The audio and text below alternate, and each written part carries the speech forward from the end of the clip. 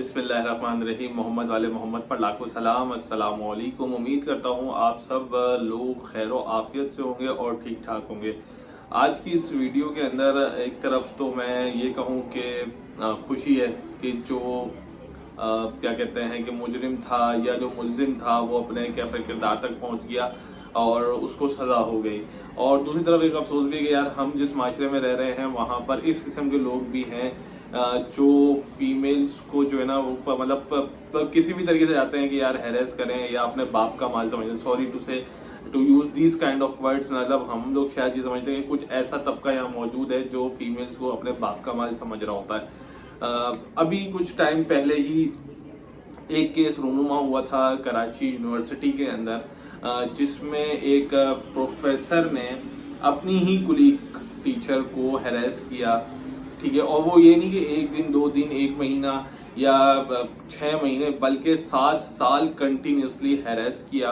और वो हैरेस कैसे किया, क्या करता था, किस तरीके से करता था और वो पकड़ा कैसे गया, ये तमाम तर चीजें इस वीडियो के अंदर मैं आपको बताता हूँ ताकि आप लोग भी को भी पता चले कि यार कुछ माशरे के अंदर ऐसे मतलब पढ़े लिखे लोग भी ऐसी हरकत करते हैं। हम लोग कहते हैं कि यार शायद अनएजुकेटेड लोग थे और जाहिल लोग थे, यूं थे, लेकिन मैं आपको बताऊं कि ठीक है, एक जाहिल तबका होगा या अनएजुकेटेड लोग होगा जो इस तरीके की हरकत करते हैं, लेकिन यहाँ पर जिस केस की बात मैं कर रहा हूँ, यहाँ पे कोई ये बंदा जाहिल नहीं था, ना ये बंदा कोई अनएजुकेटेड था, बल्कि ये बंदा खुद एक प्रोफेसर था।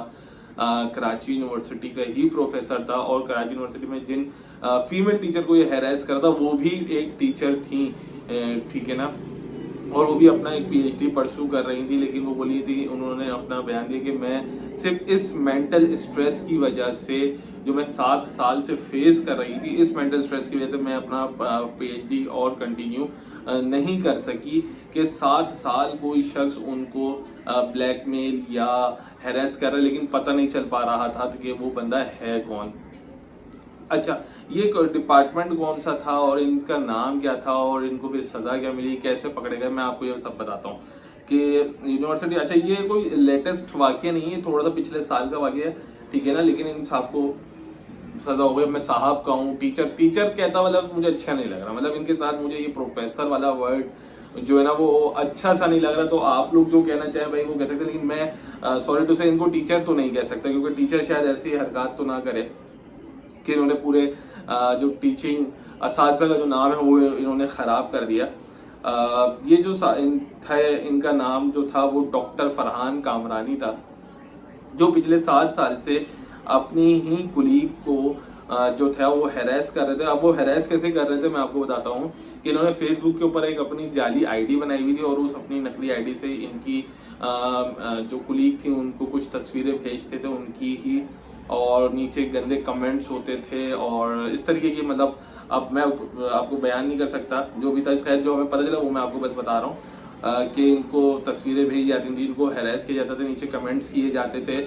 फाइनली जो टीचर थी वो कहती हैं कि मुझे तकरीबन 7 साल लगे और मेरा इन 7 साल में 1 मिलियन रुपया लगा जस्टिस को पाने के लिए। मतलब उन्होंने 1 मिलियन रुपये और 7 साल अपनी जिंदगी के लगा दिए सिर्फ वो जस्टिस हासिल करने के लिए, उस शख्स को पकड़ने के लिए। फिर साइबर क्राइम वालों ने जो था वो इस केस को टेक ओवर किया, देखा, और फिर पूरी वेरिफिकेशन हुई और वेरिफिकेशन होने के बाद ये जो फरहान नामी बंदा है जो प्रोफेसर था कौन से डिपार्टमेंट, साइकोलॉजी डिपार्टमेंट में, डॉक्टर फरहान कामरानी जो साइकोलॉजी डिपार्टमेंट में प्रोफेसर था, उनको finally district east session court ने 8 साल की सजा सुना दी गई और 1.1 मिलियन रुपीस का इनके ऊपर जो है वो पेनल्टी आयद की गई।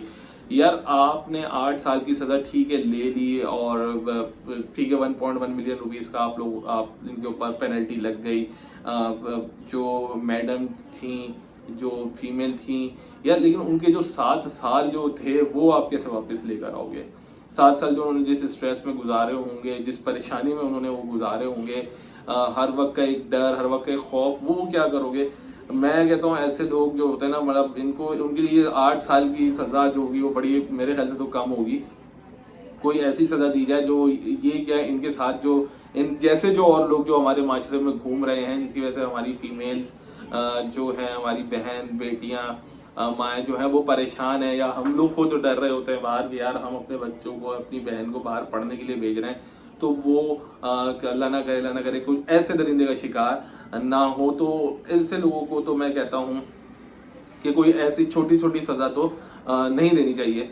इन्होंने बोला कि आफ्टर जो विक्टिम थी, उन्होंने कहा after seeing my fake photos and videos on social media I was facing traumatic stress trauma that almost shattered my sense of security. I was feeling helpless and vulnerable. मतलब fake तस्वीरें और videos social media के ऊपर इनके छोड़ी गई, जिसकी अब सोचें यार, फेक तस्वीरें आप किसी की डाल दो सोशल मीडिया के ऊपर तो वो तो पागल सा हो जाएगा। I was thinking that if my family and especially my husband came to know what they would think about my character. सीधी सी बात है, एक शादीशुदा शख्स के बारे में वो ये सोचे कि यार एक तो मैंने किया ही नहीं, ठीक है ना, लेकिन सामने वाले को जस्टिफाई करना बड़ा मुश्किल हो जाता है कि यार ये मैंने काम नहीं किया। It was unable to talk my family, my husband, my mind was completely blank. Later the FIR trace the IP address and location of the suspect.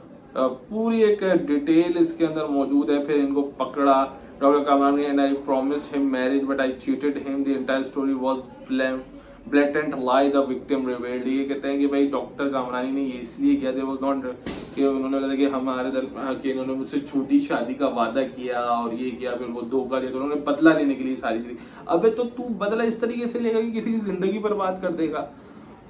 Whatsoever यार, क्या घटिया लोग हम लोगों ने पाले हुए हैं मतलब इस माशरे के अंदर। बहुत एक पूरी डिटेल है। मैं इस डिटेल को आपको क्या मतलब डिटेल आपके साथ शेयर करूँ, मैं लिंक दे दूंगा, ठीक है ना। मैं लिंक दे दूंगा और उस लिंक में आप ये तमाम तरह डिटेल पढ़ सकते हैं अगर आपको पढ़ना, क्योंकि मैं अगर बयान करूंगा तो वीडियो बहुत ज्यादा लंबी हो जाएगी, ठीक है। बस यही है कि दुआ करते हैं कि अल्लाह हमारी जो माएँ बहनें बेटियां जो घर से किसी भी वजह से बाहर निकली है, मीन्स पढ़ने के लिए, जॉब के लिए, देखिए किसी की मजबूरी ही होती है जो फीमेल्स घर से बाहर निकलती हैं, वरना हम लोग के यहाँ कोई फीमेल्स को बाहर निकालने का रिवाज तो है नहीं। लेकिन जो बेटियां जो बहनें किसी मजबूरी से, पढ़ाई से, जो भी उनकी घर की वजूहत है वो बाहर निकले, तो अल्लाह ताला उनकी हिफाजत फरमाए और ऐसे दरिंदों से उन लोगों की क्या सबकी हिफाजत फरमाए। आमीन सुआमीन। अपना ख्याल रखें, दुआओं में याद रखें। अल्लाह।